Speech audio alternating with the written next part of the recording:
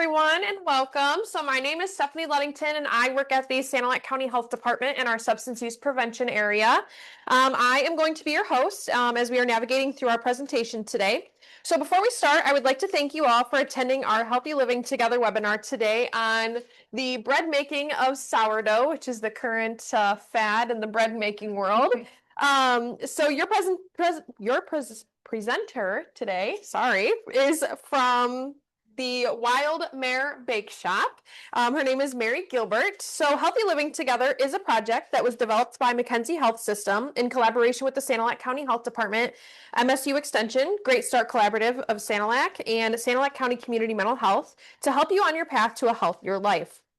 Originally named the Healthy Lifestyles, this program has evolved as we continue to provide valuable healthy living information for the community online. So before we begin, I'm just going to cover some housekeeping rules as we have some people still kind of trickling in here and through our agenda. So throughout the course of this presentation, everyone other than the speakers will automatically be muted.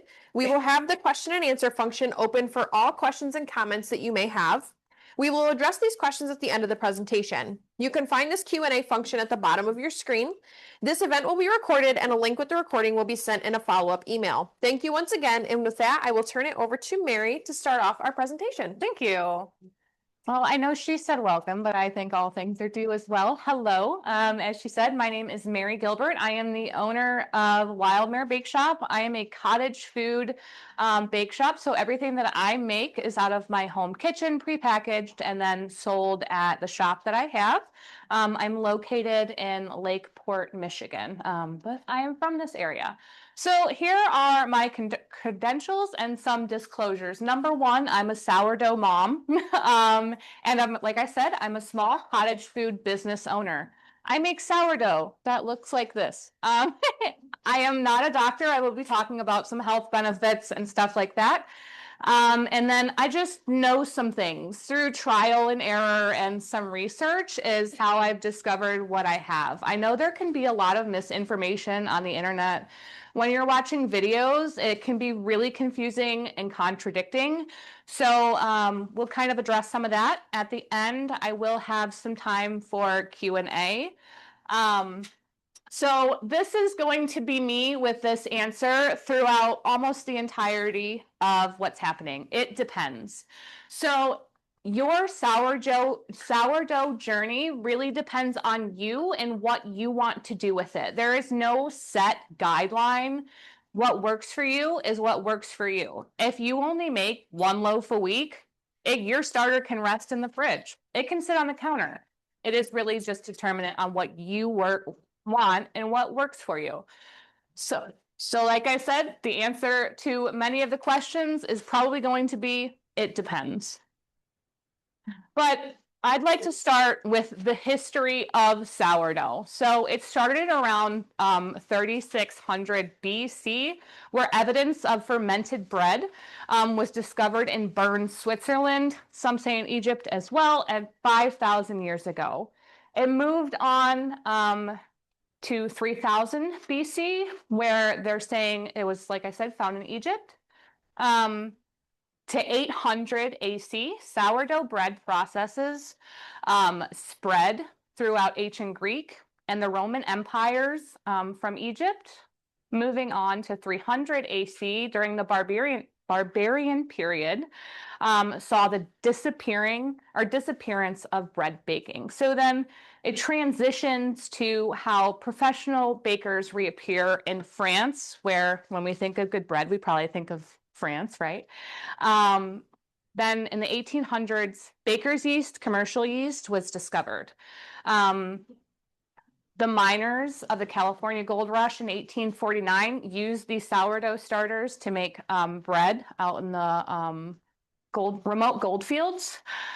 And then French immigrants in 1849, Isidore Boudin uses gold miner sourdough stardust to establish a bakery in San Francisco.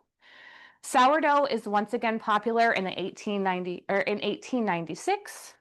in 1880s and into the 2020s and forward, we have transitioned to where this has become more popular.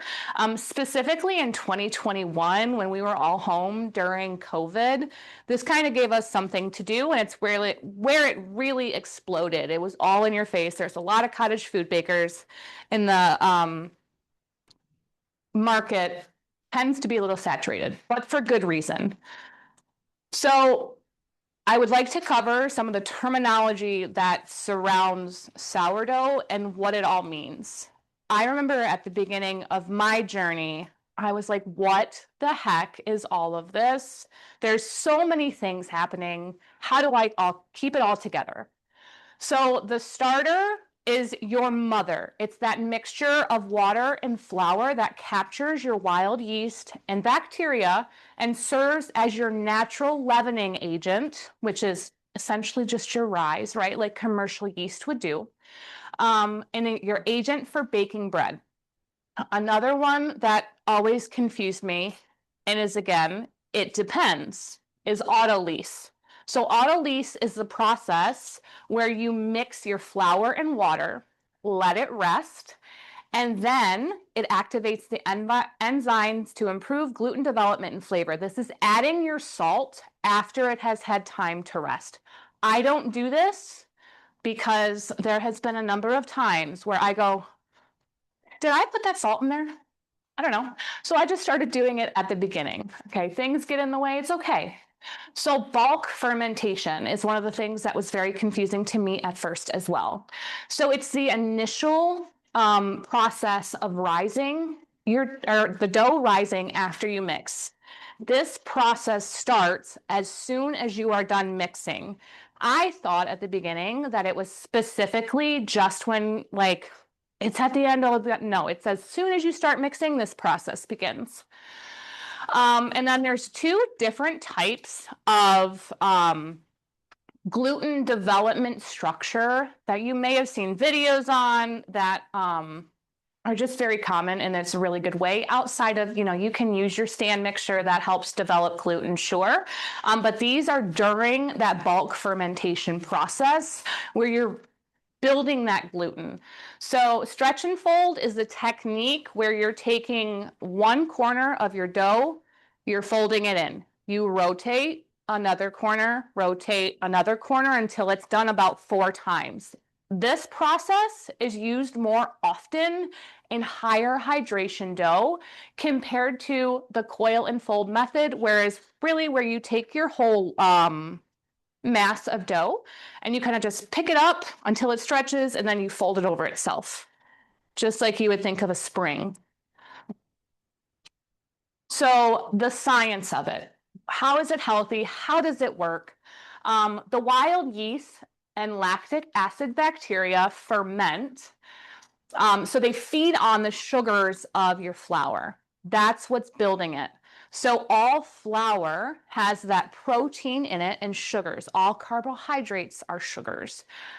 So that is what's feeding on it. That's how your sourdough, it has this fermentation process. So specifically the process of lacto fermentation, the symbiosis between the fungi or the yeast and your lactic acid. So the carbon dioxide is a byproduct of what's happening within that fermentation. When you see the bubbles, that's what it is. So ethanol is a waste product of that yeast. And of course, it's producing organic acids that equate to flavor and those health benefits. But where do the microbes come from? I know I touched on the fact that they're getting it from the flour, but they're also gathering it from your environment. So health benefits. They promote a healthy gut microbiome. The probiotics are the healthy bacteria that aid in your digestion, and the prebiotics and fibers feed off of those probiotics. It is more easily digested because of the fermentation process. It decreases the amount of gluten and carbohydrates. So the sourdough contains more beneficial nutrients than other type of breads because of this fermentation process. But the carbohydrates, that starch, converts to sugar in our bodies, right? And wheat bread and white bread, all of those commercial things, they will all transition to that as the digestion process happens. Because of the lacto fermentation process, it makes the starch less available for digestion. So it is entering your blood system at a slower, more kind of even keel rate. So that's where you're getting that lower glycemic index. So what do you need to get started, right? Number one, you need an active starter. I call mine the mother because I always keep her off to the side and I bulk her up. I only keep about 40 to 50 grams of active starter at one time that I nurture, okay? You don't have to keep gallon jugs as your base starter and then feel like you're discarding a lot, you're wasting, because we don't really want to do that. It feels like wasting money. So I only keep a very small amount and bulk up when I need to. So first of all, you'll need a scale. Some say you don't, you can just eyeball it. I would say with more experience, you can eyeball it. This gives you a more precise measurement and keeps it even keel. So unbleached bread flour specifically, I'll speak more on this in just a moment. Whole wheat flour, unchlorinated water, a half pint jar. Like I said, I only keep 40 to 50 grams of starter at one time. Gloves for food safety, especially if you're baking for others. If you're just baking for you, and it depends on your own home, right? So a basket with a cloth liner, does it have to be a Banneton basket? No. I have absolutely used a strainer with a little towel in there, and because I didn't have any more baskets, because I couldn't have the money to buy one. You don't have to use these. You can, sure, they're great. Drain covers. I would 100% recommending and investing in these drain covers that are, you can see on the top of my scale. So all they do, they're like this microfiber net that fits over top of your strainer, just because you don't want that sourdough starter or the dough to go down your drain, because it's like cement when it dries. It can back up your pipes and then you'll have a whole plumbing issue. So I would just recommend getting those. I didn't at first, and then I saw TikTok and I was like, those seem like a good light choice. A large container for bulking, I use usually like a 4-liter container. You don't have to. Again, it depends on how much you are making for you. Paper towels, this will help you keep your area clean. I always wipe my jars when I'm done mixing just to kind of make sure it's neat. Obviously, your starter, if it's dehydrated, whether it's active, the Banneton covers, which is just a piece of plastic that goes over it. People use shower caps to cover them. It helps keep that moisture in. And then a Dutch oven. Do you need a Dutch oven? Yes and no. It just depends on how you want to cook, right? You can open bake. You can use a Dutch oven. Either one is going to help you. And then a silicone dough sling. Again, you don't necessarily need it, but it is helpful. Parchment, I have found, because of the temperature at what the bread needs to cook, will stick to the bottom of your loaf, and it becomes a really hard process to get it off of there. So I just got some dough sling covers. I don't have to worry about them sticking, and then the bottom of my loaf doesn't get so dark. So when you think about a starter, the maintenance of it is beginning here. So the 1-to-1-to-1 is just an example. It is starter, flour, and then water. I know some people switch the middle and it can be starter, water, flour. This is how I look at it. a 1 to 5 to 5. So this is just an example showing how you could maintain that. Of course, this is more of a larger equation compared to, it could be like 1 gram to whatever. So the low ratios of a starter compared to the higher ratios with flour and water, when you have a low ratio, when you are constantly feeding equal parts of flour, water, and starter, your starter over time is actually going to weaken because it doesn't have the enough proteins. The acid will build up too much and it'll just be hungry all of the time and it'll become really acidic. So there are 2 types of starter that you can keep, a stiff starter or a liquid starter. A stiff starter is going to be more flour than it is water. And I like to say it's kind of like a Dairy Queen Blizzard. That texture that you want to keep, or at least I do because I keep a stiffer one, is if I can flip it over and it's not going to come out or it's not going to even really move, that's how I keep mine. Just because it really has those proteins to feed off of in the fermentation process. However, it does have a slower time to peak, with the liquid having a quicker time. So you can, if you'd like, when you're going to bulk up, do a more liquid, depending on where you're at, right?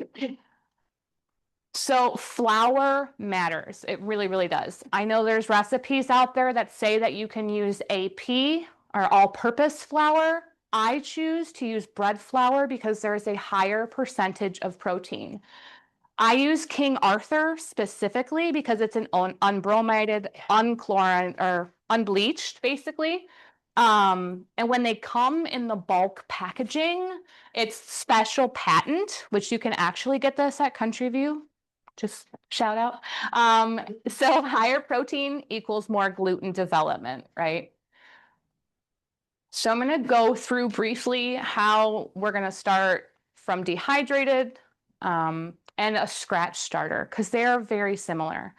So with dehydrated, we're going to put about 5 grams of that starter 5 grams of the dehydrated starter in with about 20 grams of room temperature water.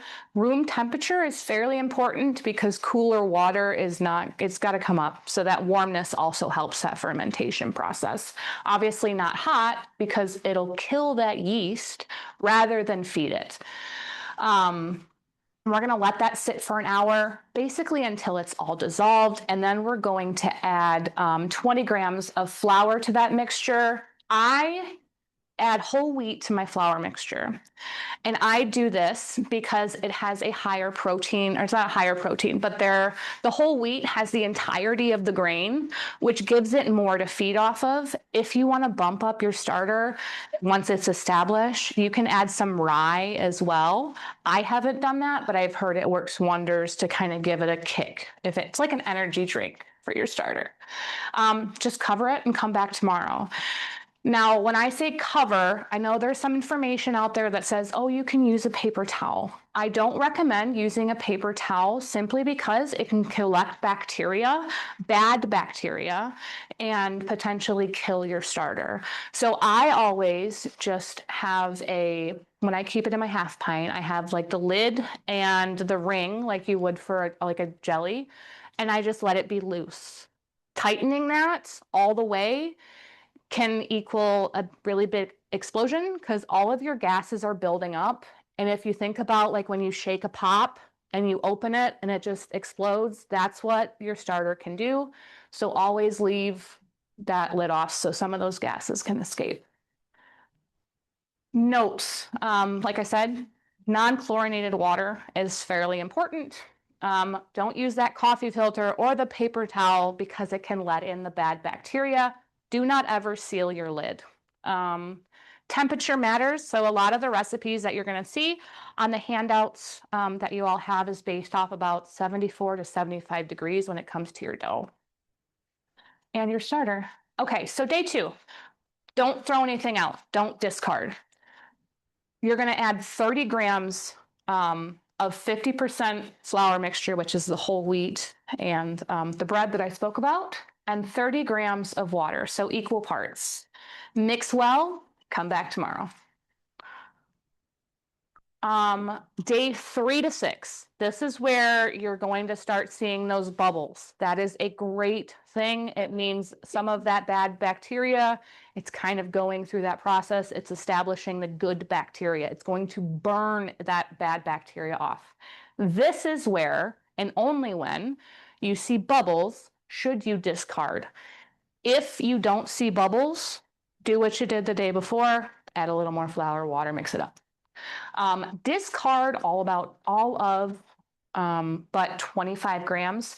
Feed that 25 grams with 50 grams of water and 50 grams of flour. This is the point where it may rise.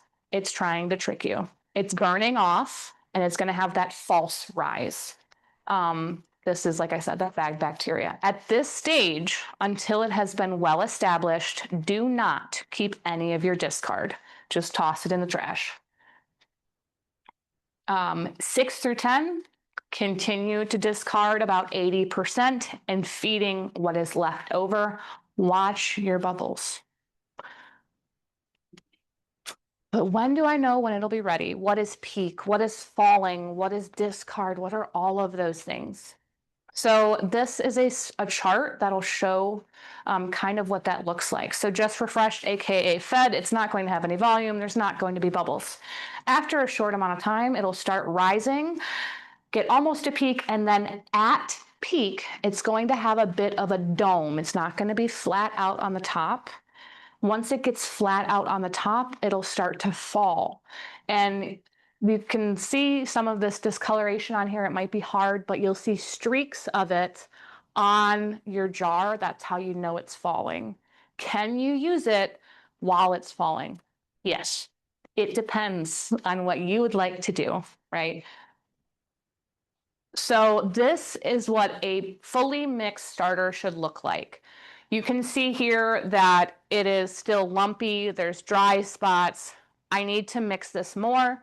And then on the left side is where it's fully mixed. You don't see any of those lumps. That's how you know it's good. All right, but what is a healthy starter? How do I keep it healthy, right? Number one, we always want to be checking for the smell. So a good, well-established starter will smell like beer. It'll smell like yeast, fresh bread. It'll smell really gross at the beginning because of what it's burning off. Then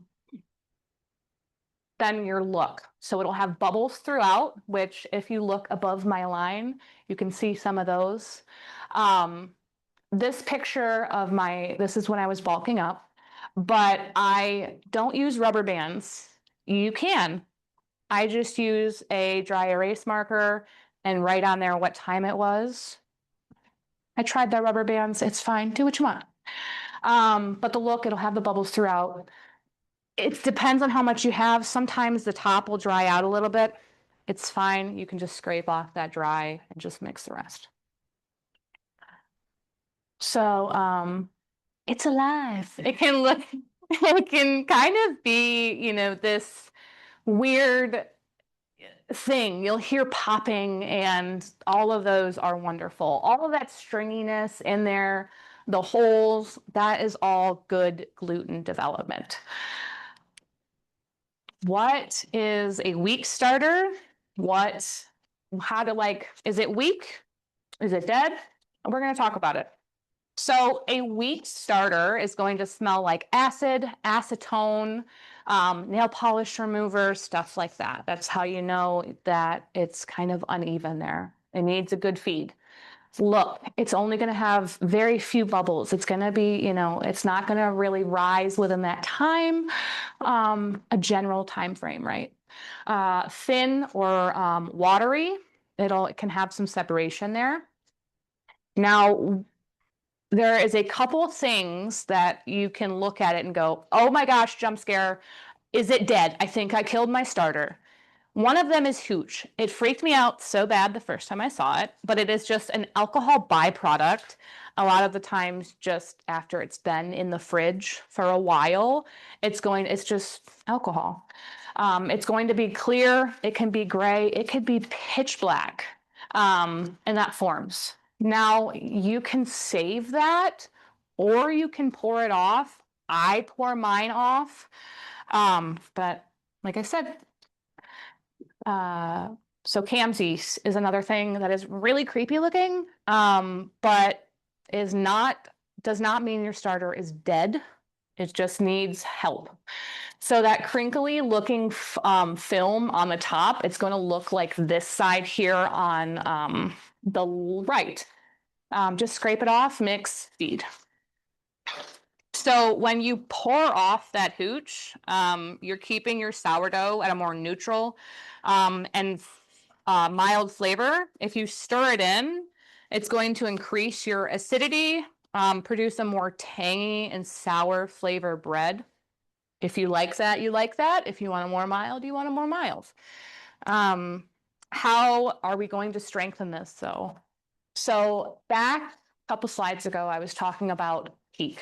So peak to peak feedings is when your sourdough gets to, or your starter gets to its peak, and then you discard and feed what is at peak. This is when your good bacteria, all of your yeast, is at the height of the feeding process where it's fermenting. When you take that and put it back into another feed, the highest amount is going to have that to feed on again, staying away from those 1-to-1s consistently, doing more of like a 1-to-5-to-5 or a 1-to-5-to-7, however it works for you. Dead starter. There's been a lot of people, you talk to them about starter and they go, I killed it. It's okay. It's fine. How do you know it's dead and not just hungry? It's kind of like a Tamagotchi. If you don't pay attention to it for a while, it's going to have a fit and it's going to be angry and it's going to need all the things. It's just like if you haven't eaten all day and you get to the end of your day and you're just like, I am a hangry, cranky mess and I need food right now. That's what it's saying. So when it is dead, it's going to smell like garbage. It's going to smell like sewage. It's going to be rotten in all the ways you can think of rotten. What you want to look for, though, is fuzzy mold of any color, which you can see on my slide that I have circled. It's kind of growing over there.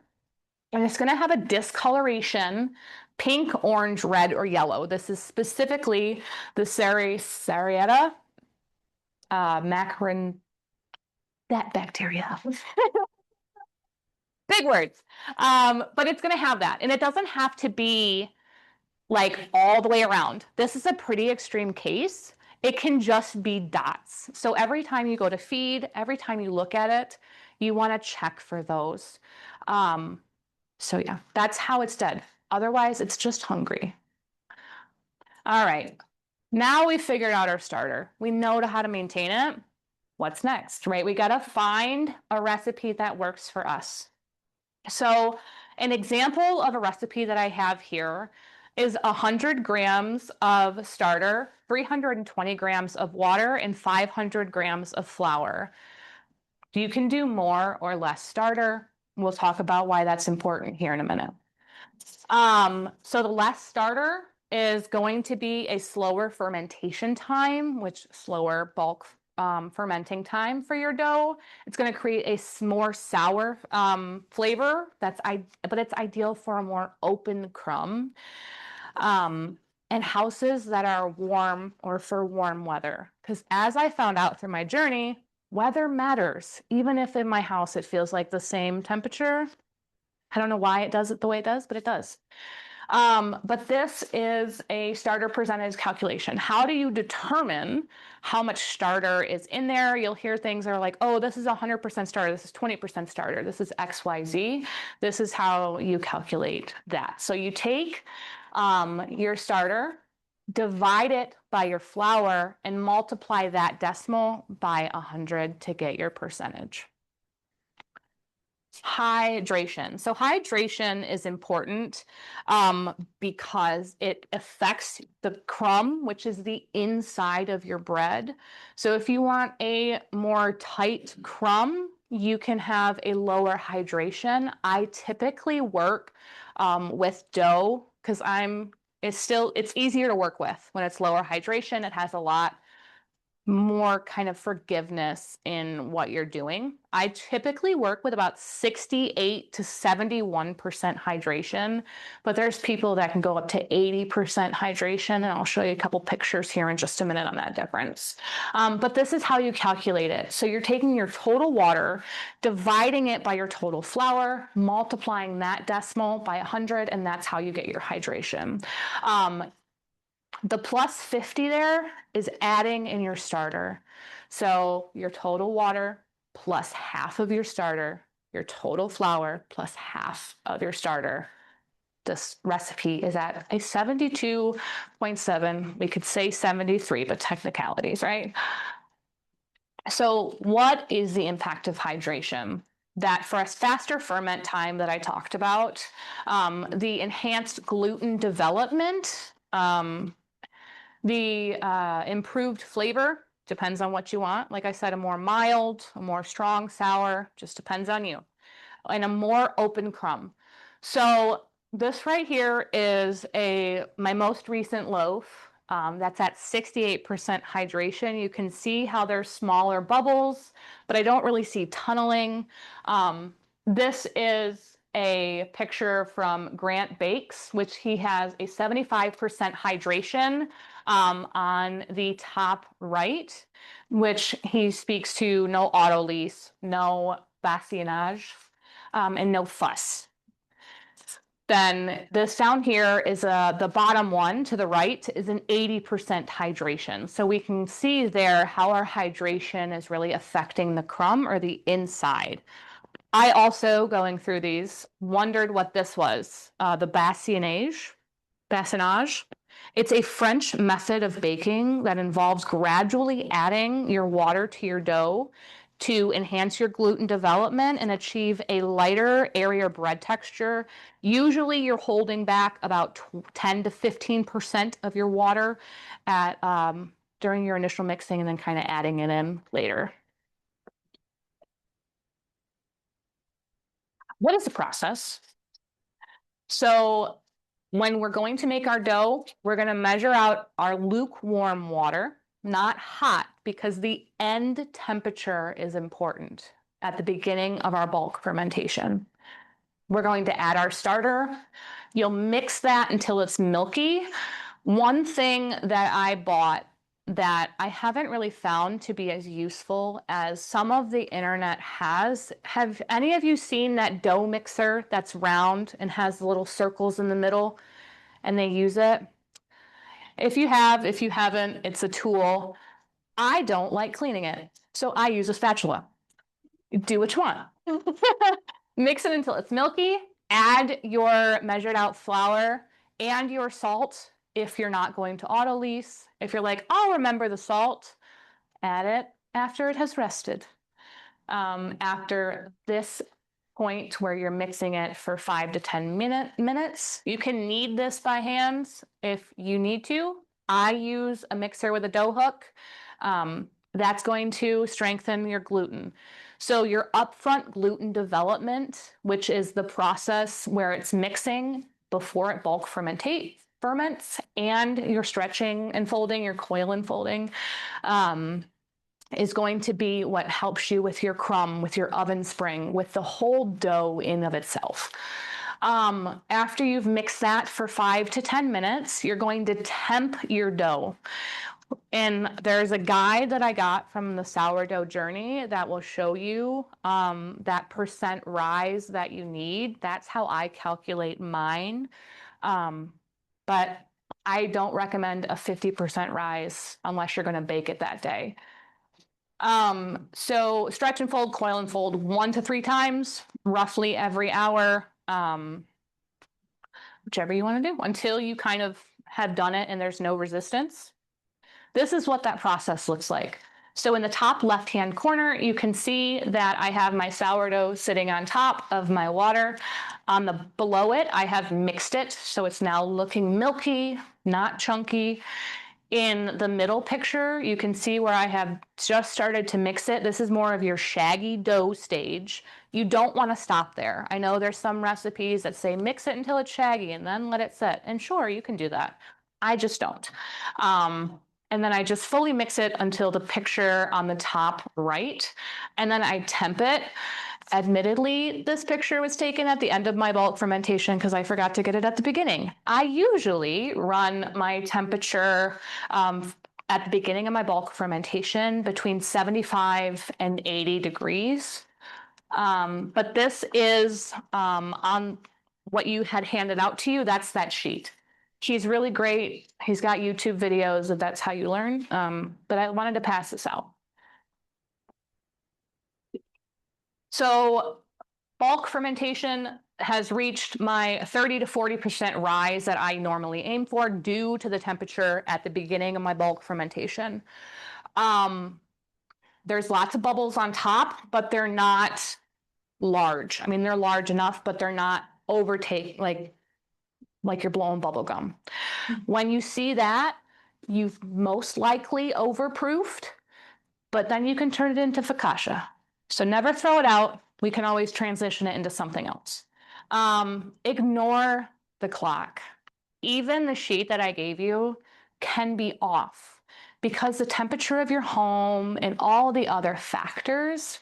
Watch your dough, look for the bubbles. This is the dough dump, and I know those are super satisfying and amazing, and I'm sorry I don't have it on video. But here is what it looks like on the bottom.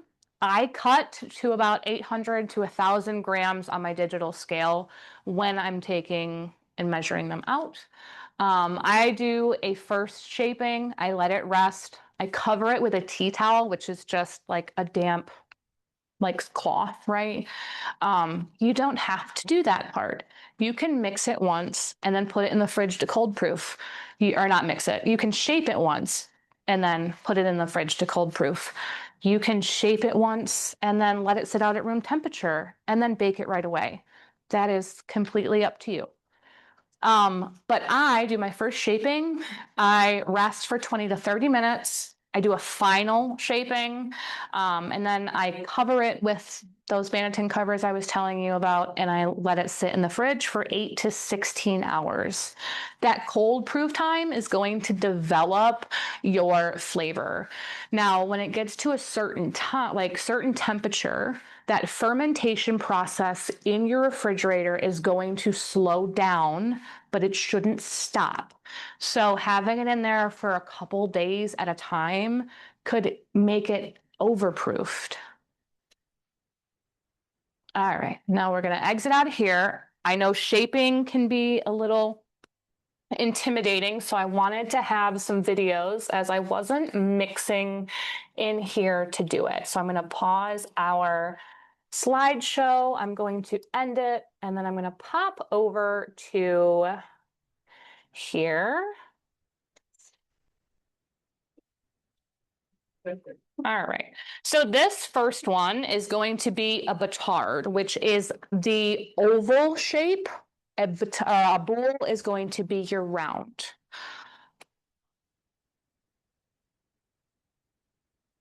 Can you see? Okay. So you can see that he's folding it over to center. I mean, he's going to dust some of that extra flour off and kind of just press it so it mends well together.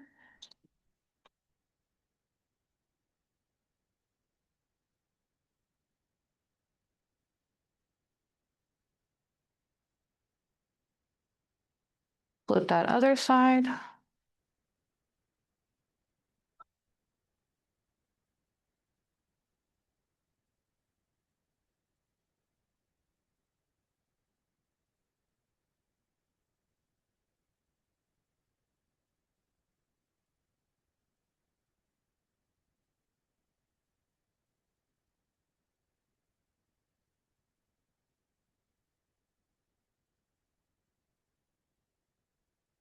And he kind of is lifting. And if you can see the spread of his fingers, he's rolling back into that lump of dough.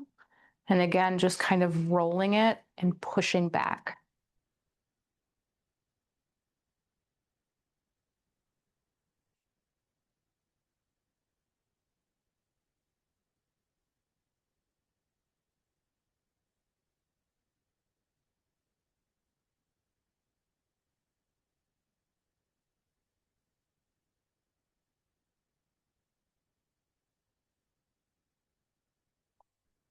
And while you watch this, at the end of your shaping, the ideal feel to your dough to know that you have received enough surface tension is essentially if it feels like a water balloon.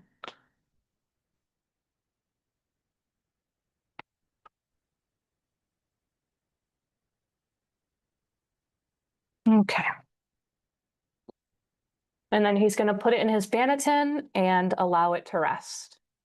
All right, so I'm going to switch over to our boule, and this one goes a bit faster. So.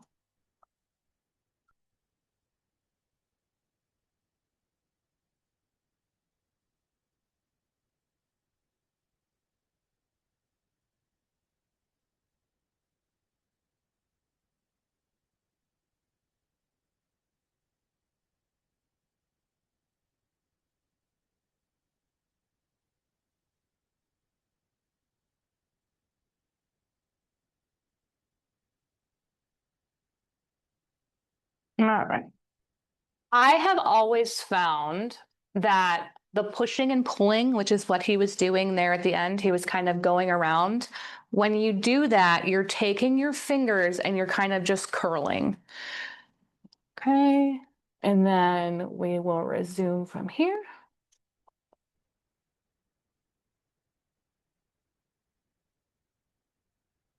Okay. Now it's time to bake. Okay. This may vary depending on your stove. My stove is like 20 years old and on the end of her life.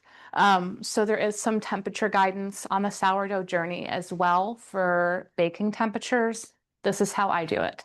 So I preheat my oven with my Dutch oven inside to 500 degrees for about 40 minutes to an hour, just to make sure it's nice and heated.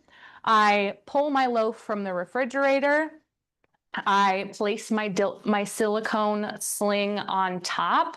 So it's going to be on top of that banneton basket like this. I grab both corners of the dough sling the dough sling, and I flip it over gently onto my counter rather than taking the dough and just plopping it like this. I have found the other way is easier. I can always get it more center on my dough sling. Place one hand on top, like I said, flip it. Dust with flour. Now there's tools out there that you can use that kind of sprinkle it and whatever. You don't need those. You can just sprinkle with your hand. Utilize a razor or a sharp knife to score your decorative score. Is this necessary? No, you don't have to do it. You can just do an expansion score and move on with life. That's fine too. However, if you would like to do a decorative score, it's essentially compared to like a paper cut. You just want it a little deep. You don't want it down. Now, an expansion score is going to be more like a potentially needs stitches if you were to get cut kind of score. You're going to place your dough into a Dutch oven. Add about 4 to 6 ice cubes. The steam is going to help from the ice cubes is going to help your oven spring and then get those pretty blisters on the outside that everybody wants. Cover it for 6 minutes and then reduce your temperature to like 475, 480. After those 6 minutes, you're going to remove the lid, make your expansion score. Can you make your expansion score at the beginning? Yes, you do not have to do the 6-minute score method. It's just what I do. Recover, go back in for 25 minutes. After those 25 minutes are up, you're going to remove your lid. Now you can, at this point, take it and put it on a quarter sheet, or you can just take the lid off and brown it up for 10 minutes, however as dark as you want your crust. Then remove your loaf from your Dutch oven when it has passed that 10 minutes or as brown as you'd like it, and let it rest for a minimum of 2 hours before we cut into it. This gives it time to cool and not be gummy. If you cut it before then, you're releasing all the steam that can finish that cooking process. What temperature do you need to cook it to? I was so confused at the beginning. I always cook mine to 205 internally. A minimum is 190. So this is the anatomy of the loaf. We've got the belly, which is the expansion part in the middle after you have scored. You have your shoulders, which are down on the bottom, right here and right there, on the right and the left. The ear, the elusive ear that everybody that wants, is the part right there where it's kind of expanding off. It can look like a shark fin, is how I refer to it. Sure, it's called an ear, but shark fin's fun. And then your crust is this outside brown part, and the inside is your crumb. What is my crumb telling me? Did I proof it enough? Did I make it there? This is on the sourdough journey as well. This will show the different phases when it's nicely proofed, when it's overproofed, when it's underproofed. But reading your crumb can tell you a lot about what's going on with your starter, with your cooking process, with your bulk fermentation process. I'm gonna get, if anybody that wants to snap a picture.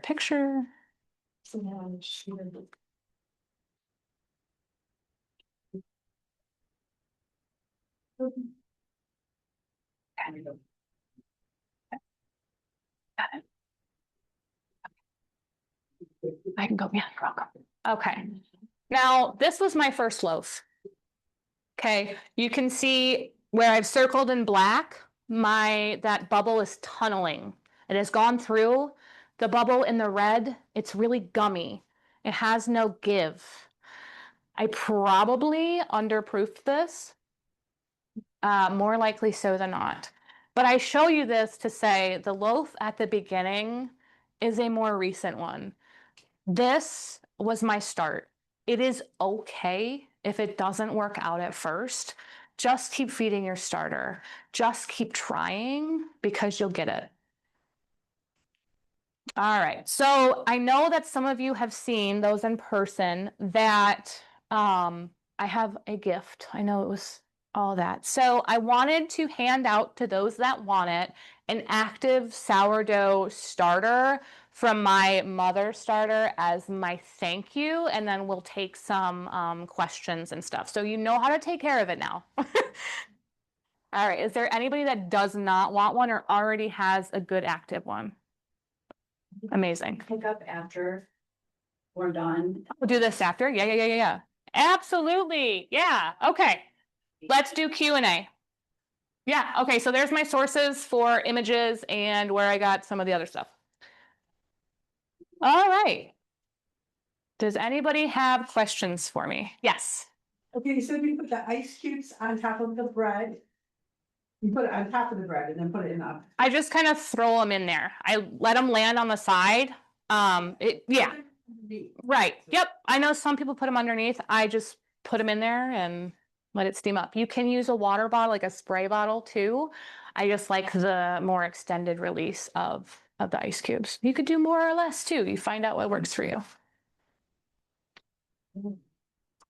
Yes. What about additions like cheese or herbs?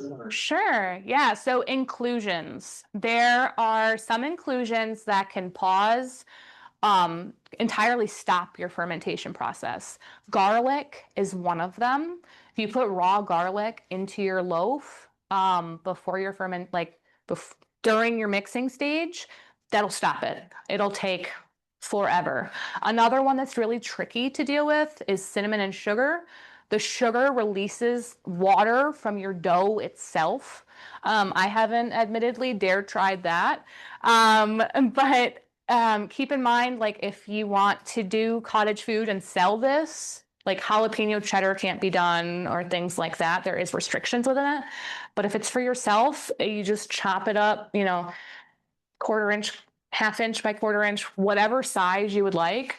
You can add it during the mixing phase, or you can add it during your second set of coil and fold, stretch and folds, whatever works for you. Like my everything seasonings, loaf that I do, I put in during my mixing, just because the seeds and stuff like that. personal preference, but you can pretty much do whatever. I made a dill pickle loaf the other day. Yes.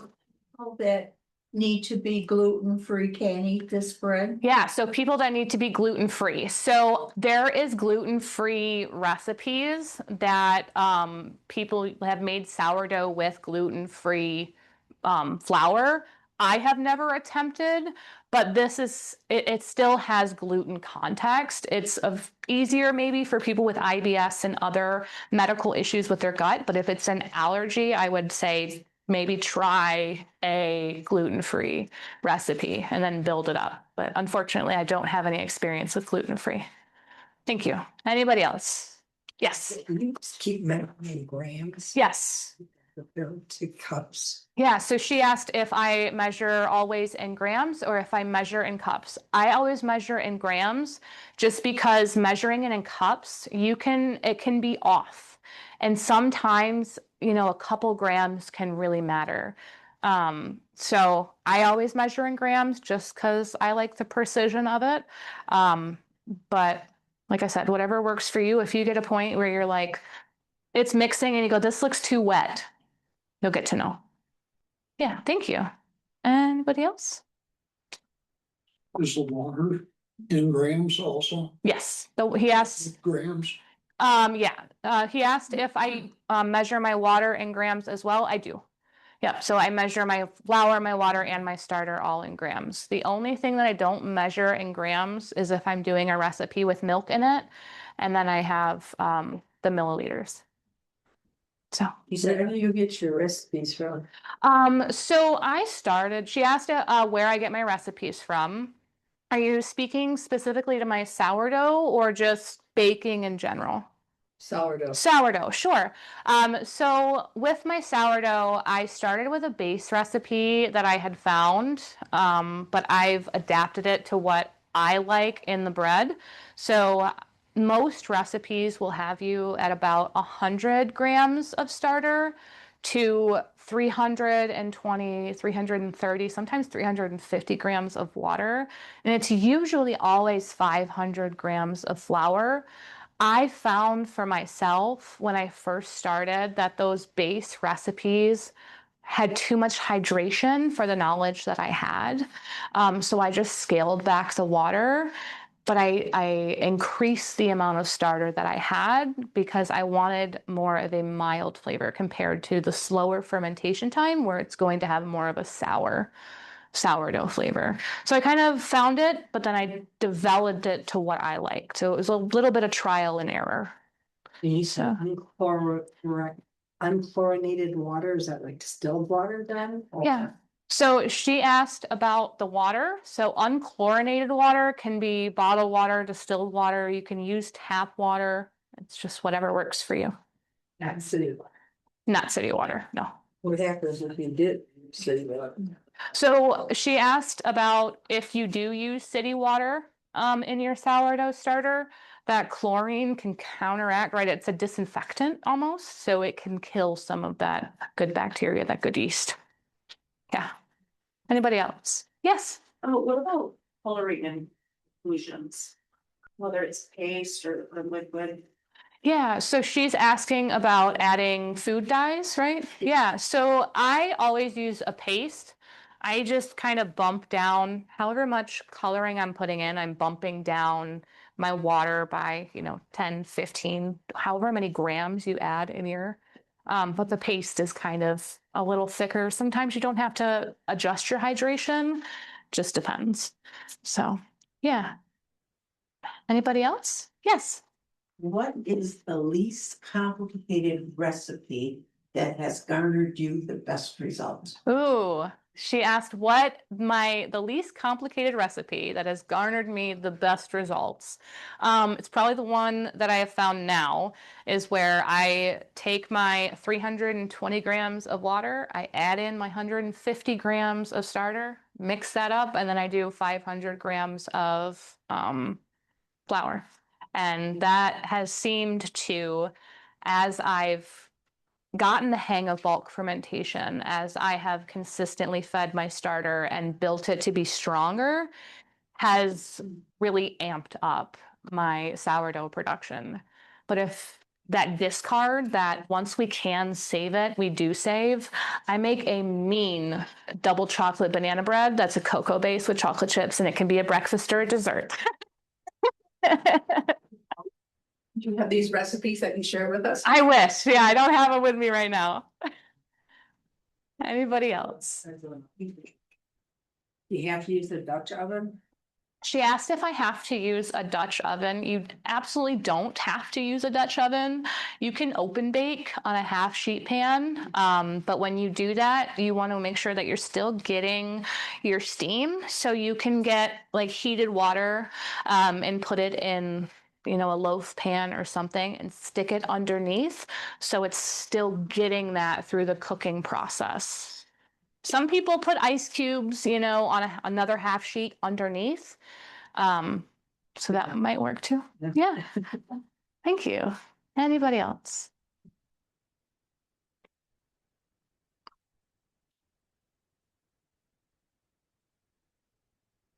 Right.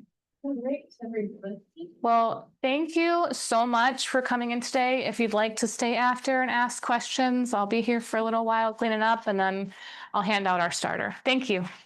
All right, thank you guys for joining us today. And the next one is in April. I believe it's the 18th, I think. And that is going to be April 15th, sorry. And that's going to be Julia Albright. She is from the Sanilac County Great Start Collaborative, and she is going to be doing a presentation about talking is teaching. Thank you.